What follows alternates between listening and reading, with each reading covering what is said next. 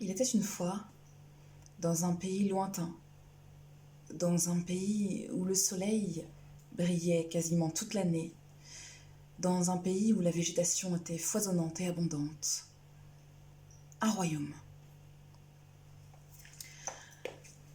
Ce royaume était gouverné par un roi et une reine justes. Ces derniers étaient parents d'une fille unique, nommée Rose. Malheureusement pour le roi et la reine, Rose était une jeune fille vénale, superficielle, colérique, égoïste. Elle était certes douée d'une grande beauté, mais son mauvais caractère rendait sa personne indésirable. De ce fait, les sujets du royaume n'appréciaient pas vraiment cette princesse, qui d'ailleurs le leur rendait bien.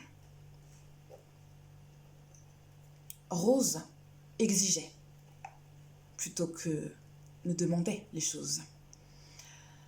Lorsqu'elle désirait quelque chose, elle l'imposait à ses parents qui, souvent, cédaient pour éviter de rentrer en conflit avec leur fille. Un jour, l'un des nombreux prétendants de Rose, puisque, comme je vous l'ai dit, elle était une grande beauté malgré son mauvais caractère, envoya une missive au royaume pour demander la main de la princesse. Rose était flattée en elle-même, elle était ravie de recevoir des demandes en mariage de la part de princes plus beaux et plus riches les uns que les autres. Mais seulement, elle ne voulait pas montrer qu'elle était contente de ses attentions masculines. Elle faisait mine de bouder, d'être insatisfaite, et trouvait toujours quelque chose à redire. Ce prince était trop vaniteux, celui-ci n'était pas assez riche, et celui-là habitait trop loin de son royaume. Mais cette fois-ci, lorsqu'elle reçut cette magnifique missive, écrite de la main du prince, qui possédait une si belle écriture et qui avait une si délicate façon de parler, Rose se laissa tenter. Et elle se dit « Grand bien me fasse de rencontrer ce prince. Qu'il vienne. Et s'il est digne de moi, je l'épouserai. » Et bien sûr, elle dit cela avec un mépris et un orgueil qui dépassaient tout entendement et dont ses parents, le roi et la reine, étaient fort tristes. Quelques jours plus tard, le prince, qui fut averti par une missive de la réponse positive de la princesse, se rendit au château de Rose, et c'est avec stupeur qu'il fit la connaissance d'une femme aussi belle que froide. En effet, Rose ne montrait aucun signe de joie à l'idée de recevoir le prince, et ce dernier, que l'on surnommait le prince des Bleuets, fut heurté dans ses sentiments. Cependant, par politesse, il garda ses sentiments pour lui et fit preuve de bonne figure. C'était un prince qui possédait d'excellentes manières. Il possédait également un esprit chevaleresque et d'immenses qualités. Il était bon, loyal, juste et droit. Pour faire plus ample connaissance, le prince et la princesse se rendirent dans les jardins du palais, où ils causèrent. Malheureusement pour le prince des Bleuets, la princesse n'était pas très bavarde, et les quelques mots qui sortaient de sa bouche étaient peu galants. La princesse, remplie d'orgueil, faisait mine de ne pas trouver le prince des Bleuets à son goût. Pourtant, malgré elle, elle était sous le charme.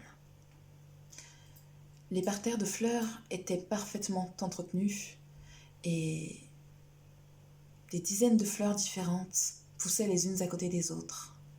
L'herbe était verte et magnifique, grasse et bien taillée. Le prince et la princesse continuèrent de bavarder et se dirigèrent à l'entrée d'un petit bois. C'était un bois appartenant au roi et à la reine, et dans lequel il poussait des fleurs des plus rares.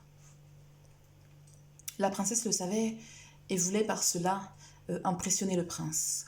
Or, elle n'avait point compris que le prince était plus impressionné par les qualités d'une femme que par ses richesses et ses possessions. Ils pénétrèrent dans le petit bois qui était sombre. Les arbres feuillis et touffus empêchaient la lumière du soleil d'y pénétrer. De ce fait, il faisait frais. La princesse frissonna, mais encore une fois par orgueil, elle ne voulut point indiquer au prince qu'elle avait froid.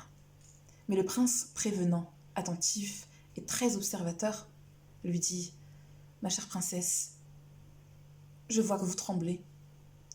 Voulez-vous que je vous prête ma cape pour vous réchauffer ?» La princesse, qui s'apprêtait à répondre par la négative, dit malgré elle « J'en serais fort gré. »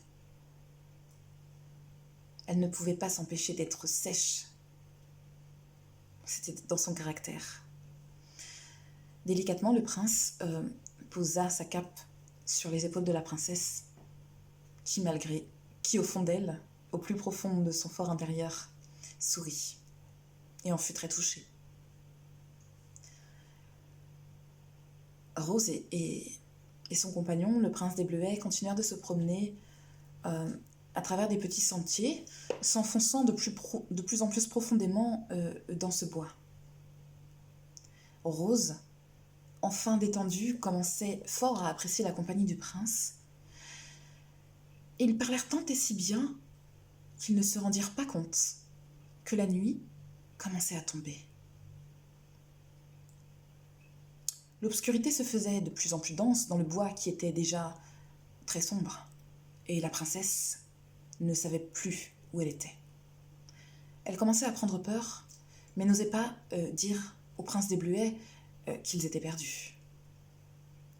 Tout d'un coup, au détour d'un sentier, ils aperçurent une haute silhouette. Une silhouette menaçante. La princesse poussa un cri, mais le prince lui dit « N'ayez peur, n'ayez crainte, ce n'est qu'un cerf. » Et en effet, à la lueur de la lune, le prince et la princesse aperçurent un cerf majestueux dont les bois brillaient légèrement. La princesse sentit un frisson la parcourir. Et le prince se mit devant elle pour la protéger. J'ai besoin de regarder les mots qui m'ont été suggérés. Donc chat, cerf, soleil, rêve, superficiel, fleuri et chevaleresque. Donc j'ai presque fini. Il me reste le mot chat et le mot rêve.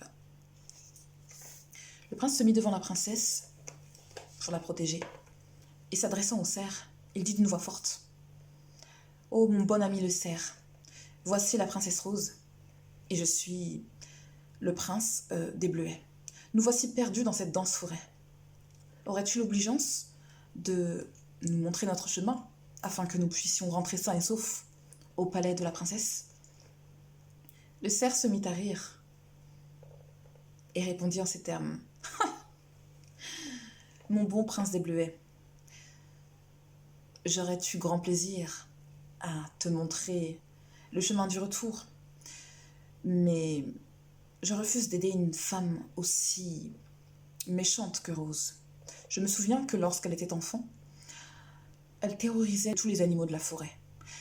Elle saccageait les plantes, elle arrachait les feuilles des arbres.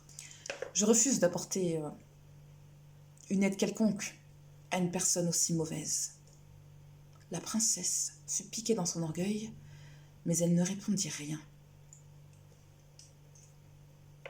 Le prince des Bleuets, avec beaucoup d'humilité, s'approcha du cerf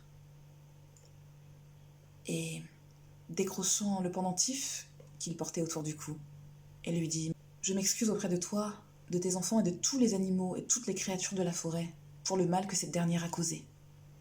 En gage de bonne foi, je t'offre mon collier, qui est d'une valeur inestimable. Aie la bonté et la gentillesse de le recevoir et accepte donc mon humble pardon. » Et joignant le geste à la parole, le prince des Bleuets passa son magnifique collier autour du cou du cerf. Le cerf, très touché, s'agenouilla.